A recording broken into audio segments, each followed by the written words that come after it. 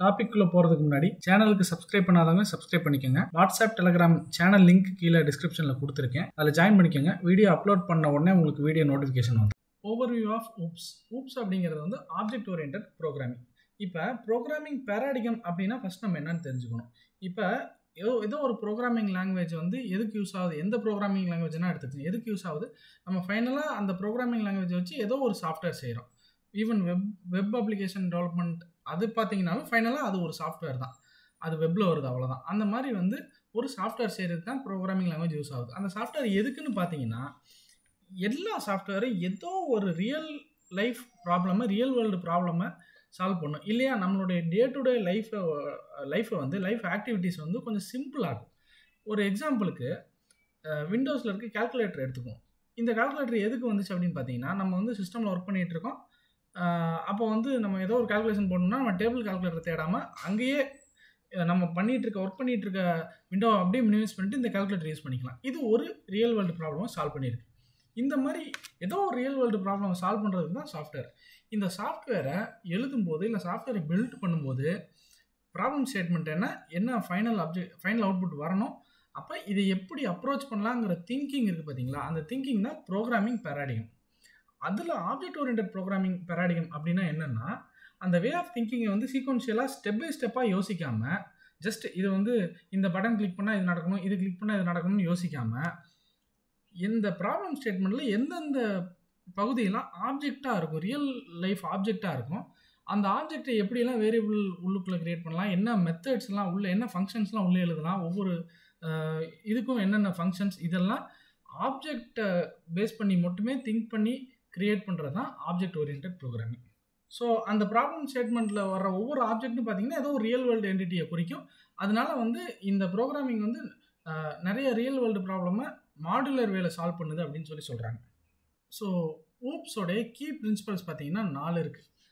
4 முக்கியமான ஊப்ஸ் கான்செப்ட்னு சொல்லுவாங்க. அதான் இதில் ஒவ்வொன்றும் என்னன்னு ஜஸ்ட்டு சிம்பிளாக சொல்லிடுறேன். அப்புறம் நம்ம ஃபர்தர் டாபிக்ஸில் டீட்டெயில்டாக நம்ம எக்ஸாம்பிள்ஸ் வச்சு பார்ப்போம். ஃபஸ்ட்டு என்கேப்சுலேஷன் என்னென்னா, ஒரு வேரியபிள், சில வேரியபிள்ஸ் ப்ளஸ் மெத்தட்ஸ், இது ரெண்டையும் கிளாஸ் அப்படின்னு சொல்லி ஒரு யூனிட்டுக்குள்ளே போட்டு வைக்கிற கான்செப்ட்டுக்கு பேர் என்கேப்சுலேஷன். ஸோ இந்த ஆப்ஜெக்ட் ஓரியன்டட் ப்ரோக்ராமிங்கில் நம்மளால் வேரியபிள்ஸ் மெத்தட்ஸை வந்து ஒரு கிளாஸ்க்குள்ளே போட்டு அது ஒரு கிளாஸ்னு சொல்ல முடியும். அந்த கான்செப்ட் இருக்குது, அதான் என்கேப்சுலேஷன். அடுத்தது அப்ஸ்ட்ராக்ஷன். இப்போ அப்ஸ்ட்ராக்ஷன்னா சிம்பிளாக என்ன சொல்லணும்னா, இப்போ நான் வந்து ஒரு யூட்டிலிட்டி கிளாஸ் கோடு எழுதுறேன். அந்த யூட்டிலிட்டி கிளாஸ் என்ன பண்ணுது அப்படின்னா, 2 வேல்யூ கொடுத்தாங்கன்னா ஆட் பண்ணி கொடுத்துரும், இல்லை 2 வேல்யூ கொடுத்து சப்ராக்ட் பண்ண சொன்னால் சப்ராக்ட் பண்ணி வேல்யூ கொடுத்துரும், மல்டிப்ளை டிவைட், இது 4க்கும் நான் வந்து ஒரு யூட்டிலிட்டி கிளாஸ் எழுதி வச்சுருக்கேன்னு வச்சுக்கோங்க. இப்போ இன்னொரு டெவலப்பர் அந்த இம்ப்ளிமெண்டேஷன் யூஸ் பண்ணணும், அவங்களுடைய ஒரு சாஃப்ட்வேருக்கு இந்த addition, subtraction, multiplication, division use பண்ணணும் அப்படின்னா என்னுடைய கிளாஸை யூஸ் பண்ணிக்குவார். இப்போ நான் வந்து அந்த ஃபீச்சரை கொடுக்கணுமே தவிர அந்த கோடை அவங்க ரீட் பண்ண விடக்கூடாது. ஸோ அப்போ நான் என்ன பண்ணுவேன், அப்ஸ்ட்ராக்ஷன் ஒரு கான்செப்ட் இருக்குது. அந்த அப்ஸ்ட்ராக்ஷனுங்கிற கான்செப்டில் அப்பர் லேயரில் வந்து அந்த ஸ்ட்ரக்சரை மட்டும் கொடுத்து அவங்களுக்கு ஒரு ஆக்சசிபிலிட்டி மாதிரி கொடுப்பேன். இதை நம்ம எக்ஸாம்பிள் பார்க்கும்போது டீட்டெயிலாக சொல்கிறேன். பட் ஸ்டில் பின்னாடி இருக்க கோடை வந்து அந்த டெவலப்பரை வந்து ஆக்சஸ் பண்ண முடியாது. அவங்க ஜஸ்ட் அதை கால் பண்ணிக்கலாம். டாட் ஆட் அப்படின்னு கால் பண்ணாங்கன்னா அடிஷன் பண்ணி கொடுத்துரும், டாட் சப்ராக்ட்னா சப்ராக்ட் பண்ணி கொடுத்துரும். ஆனால் இந்த ஆடுக்கும் சப்ராக்ட்டுக்கும் நான் என்ன கோடு எழுதியிருக்கேன்னு அவங்க பார்க்க முடியாது. ஸோ என்னால் அந்த மாதிரி சில ஃபீச்சர்ஸ் பண்ண முடியும். அந்த ஃபீச்சர் தான் அப்ஸ்ட்ராக்ஷன். இது ஊப்ஸில் இருக்கிற இன்னொரு முக்கியமான கான்செப்ட். ஸோ அப்படிங்கும்போது இம்ப்ளிமெண்டேஷன் டீட்டெயில்ஸ் வெளியே தெரியாமல் மேலோட்டமாக அந்த கான்செப்ட் தெரியாமல் மேலோட்டமாக அவங்களுக்கு அந்த யூசேஜை மட்டும் கொடுக்கணும். இது வந்து டெவலப்பர்கிட்ட இருந்து மட்டும் கிடையாது, யூசர்கிட்டையும் தான். இப்போ இந்த கால்குலேட்டர் ஆப்பே எடுத்துக்கங்க, ப்ளஸ் மைனஸ்ன்னு நம்ம பட்டன் கிளிக் பண்ணுறோம். நம்ம யூஸராக கிளிக் பண்ணும்போது நமக்கு டோட்டல் வருது, இது ரெண்டையும் ஆட் பண்ணி கொடுக்குதுன்னு நமக்கு தெரியும். ஆனால் சிம்பிளஸ்ட் ஆஃப் கால்குலேஷனில் இது ரெண்டையும் ஆட் பண்ணுறதுக்கு பின்னாடி என்ன கோடு எழுதியிருக்காங்கன்னு நமக்கு தெரியாது. இது வந்து சிம்பிள் கால்குலேஷன், பட் காம்ப்ளெக்ஸான சினாரியோலையும் அதான் பின்னாடி என்ன கோடு எழுதியிருக்கான்னு நமக்கு தெரியாது, நமக்கு அவுட்புட் வரும், அவ்வளோதான். ஸோ அந்த இம்ப்ளிமெண்டேஷன் டீட்டெயில்ஸை பின்னாடி ஹைட் பண்ணுறோம், அதுக்கு பேர் அப்ஸ்ட்ராக்ஷன். அப்ஸ்ட்ராக்ட் அப்படின்னு சொல்கிறாங்கல்ல, அந்த மாதிரி.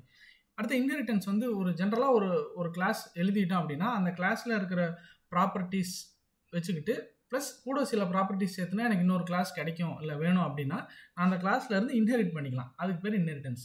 அடுத்து பாலிமார்பிசம். ஒரு ஆப்ஜெக்ட் இல்லை ஒரு ஃபங்க்ஷன் வந்து என்ன பண்ணோம், மெத்தட் என்ன பண்ணோம், யூஸரோட இன்புட்டை பொறுத்து வெவ்வேறு வகையாக பிஹேவ் பண்ணும். அதான் பாலிங்கிறது மல்டிபிள் வேஸில் வந்து பிஹேவ் பண்ணும் யூசர் இன்புட்டை பொறுத்து ஒரே ஆப்ஜெக்ட். அந்த ஆப்ஜெக்டோட எபிலிட்டி தான் பாலிமார்பிசம். ஸோ இது வந்து ஜஸ்ட்டு நம்ம பேஜ் ஃபில் பண்ணுறதுக்கான 4 பாயிண்ட்னு வச்சுக்கோங்களேன். Real world representation of objects, code reusability நிறையா இருக்கும். நம்ம ஒன்ஸ் வந்து ஜாவாவே பார்த்தீங்கன்னா ஆரம்ப காலத்தில் வந்து எவ்வளோ கிளாஸ் ஃபைல் ப்ரீடிஃபைன் கிளாஸஸ் இருந்துச்சோ வருஷம் அது இன்க்ரீஸ் ஆகிட்டே இருக்கும். நிறைய ப்ரீடிஃபைன் கிளாஸஸ் இருக்குது. மேத் கிளாஸ் இருக்குது, அது இதுன்னு நிறைய கிளாஸ் இருக்குது. அதில் எல்லாம் பார்த்தீங்கன்னா ப்ரீடிஃபைண்டாக நிறைய ஃபங்க்ஷன்ஸ் எழுதி வச்சுருப்பாங்க, நிறைய மெத்தட்ஸ். அப்போ நம்ம எழுதுகிற ஒவ்வொரு கிளாஸும் பின்னாடி வந்து ரீயூசபிள் பண்ணுற மாதிரி நம்ம எழுத முடியும் ஊப்ஸில். அதே மாதிரி ஈஸியாக நம்ம ப்ரோக்ராம் எழுதலாம், அப்டேட் பண்ணலாம், டீபக் பண்ணலாம். ஸ்கேலபிலிட்டி, லார்ஜர் சிஸ்டம்ஸ்க்கு நம்ம எஃபிஷியண்ட்டாக கோட் எழுத முடியும். அடுத்தது வந்து ஜாவாவில் இந்த ஊப்ஸில் வந்து முக்கியமாக என்னென்ன பிரின்சிபல்ஸ் ஈஸியாக அப்ளை பண்ண முடியும்னு பார்த்தீங்கன்னா கிளாஸஸ் அண்ட் ஆப்ஜெக்ட்ஸ், முக்கியமாக கிளாஸ் அண்ட் ஆப்ஜெக்ட்ஸ்.